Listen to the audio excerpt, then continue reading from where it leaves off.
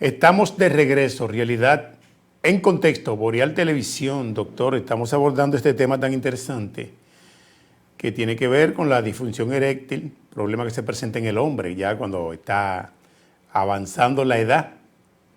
No se está poniendo viejo, está llegando a la segunda, tercera o cuarta edad.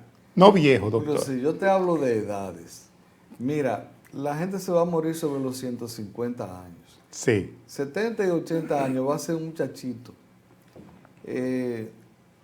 Yo te he dicho a ti varias veces por aquí que lo que envejece a la persona no son los años, son los procesos inflamatorios crónicos y los radicales libres.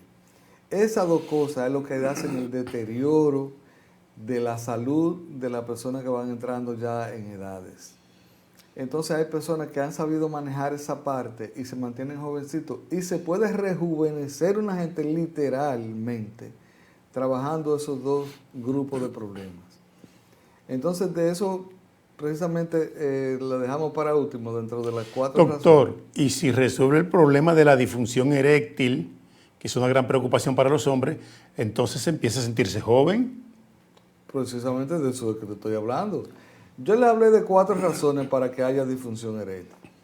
Y le dejé la cuarta, que es los trastornos vasculares. Es decir, el transporte de la sangre hacia el pene por las arterias apropiadas para eso. Cuando esas arterias se endurecen, se ponen rígidas y se estrecha la luz, entonces no se llena adecuadamente los cuerpos cavernosos. Y por eso es que hay disfunción eréctil. Cuando hay un buen llenado de los cuerpos cavernosos, se cierran unas válvulas y se queda esa sangre ahí y eso se mantiene recto y eréctil. Se mantiene así, firme. Y es por el volumen sanguíneo que se llenó bien y le da esa textura. Cuando nosotros empezamos a tener problemas vasculares que no se dilatan los vasos adecuadamente, entonces no se llenan.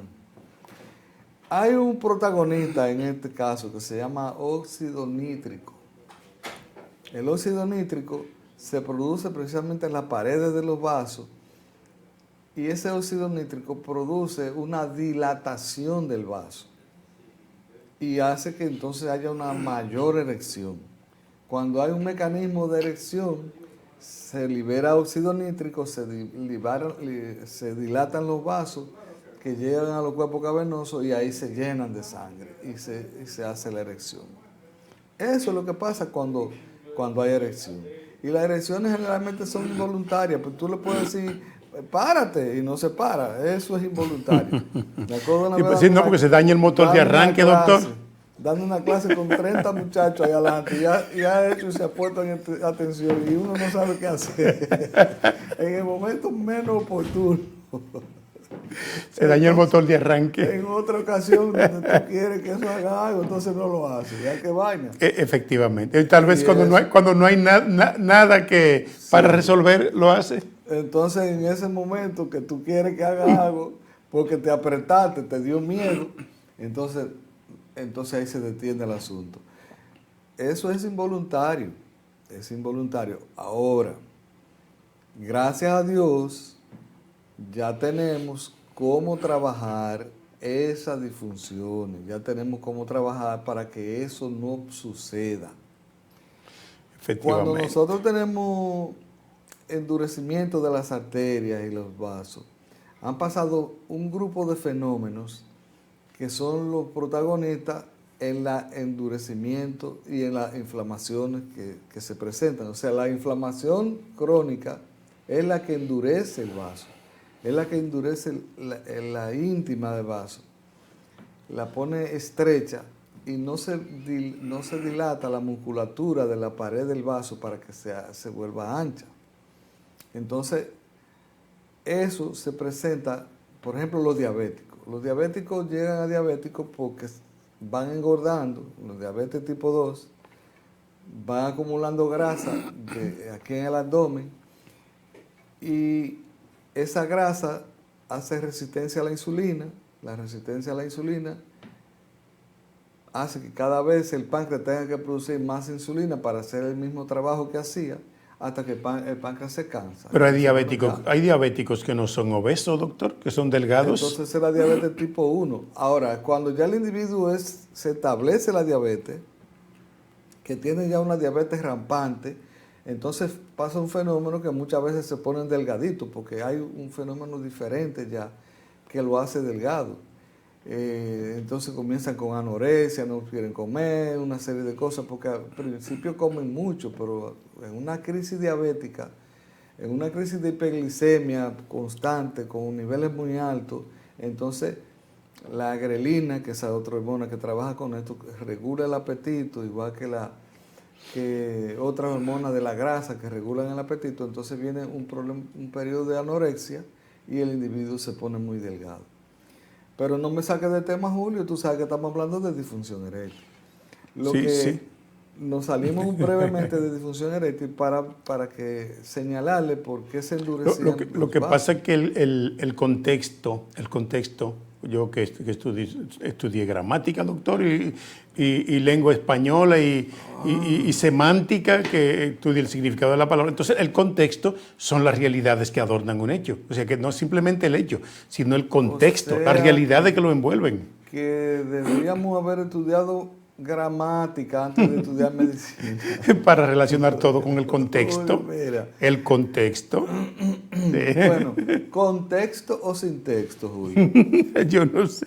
Ese endurecimiento viene por los procesos inflamatorios. Sí. Y los procesos inflamatorios lo traen lo que comemos.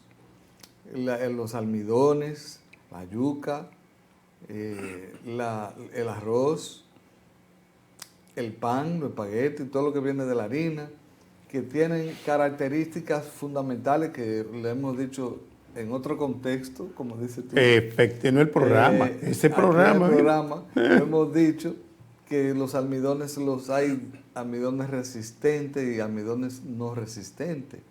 Los almidones resistentes pasan de la boca al intestino delgado sin degradarse, por lo tanto no son absorbidos tan rápidamente, no producen alto índice glucémico y llegan al colon donde se transforma en ácido butírico, y ese ácido butírico es un anticancerígeno y alimenta el colonocito y hace que la flora intestinal se ponga frondosa, bonita, se reverdezca, ¿verdad?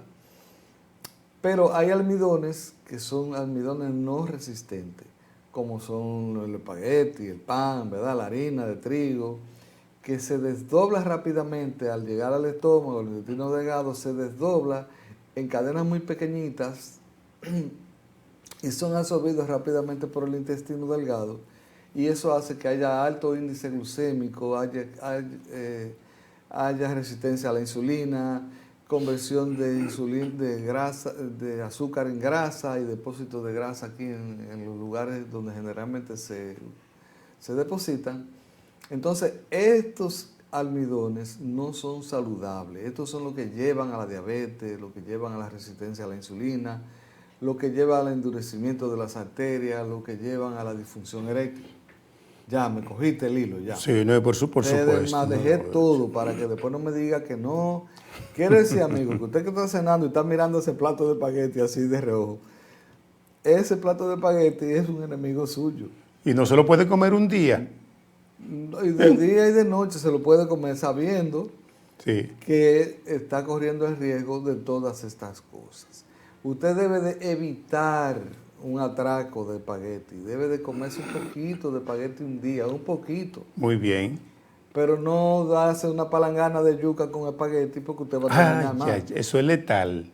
Si usted se pone a ver, esos barrigones, toditos son comedores de yuca, comedores de espagueti, de grandes cantidades. Antes se hablaba de la grasa de los mantecas de puerco. Señores, eso no hace daño. Eso no hace ningún tipo de daño. Hay aceites sí que son dañinos, como el aceite de soya, el aceite de maíz, el aceite de canola, el de maní, que sí tienen mucho omega 6, que son proinflamatorios, además de la manera de prepararlo, desnaturalizan este aceite y es muy dañino. Pero Pero para que produzca obesidad y para que produzca resistencia a la insulina y problemas vasculares, lo que más daño hace son los almidones, porque producen alto índice glucémico y llevan a la diabetes. Y ya establecida la diabetes, usted sabe que es más fácil entonces que se den todos esos problemas.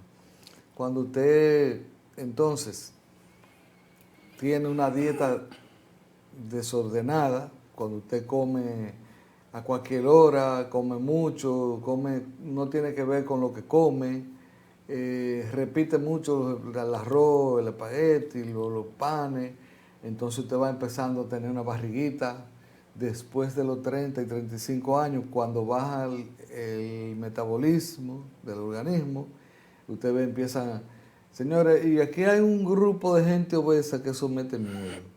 Una cantidad de gente que usted lo ve que la barriguita sale adelante y después ellos, con todo el respeto, toditos ustedes los que están así, ya van camino a tener problemas serios de disfunción eréctil. Muy serios. Quizás por eso es que hay que hablar tanto. A mí no me llega un paciente muy fácilmente a la consulta y me llegan muchos con disfunción eréctil, pero que todos los que me llegan de alguna manera tienen sobrepeso. Sobrepeso, no estoy hablando de obesidad, que todavía es peor, sobrepeso. Entonces, estos problemas vasculares, Julio, son la cuarta razón que van a llevar al paciente a la disfunción eréctil. Así es, vamos a la pausa, regresamos en breve. Realidad en contexto.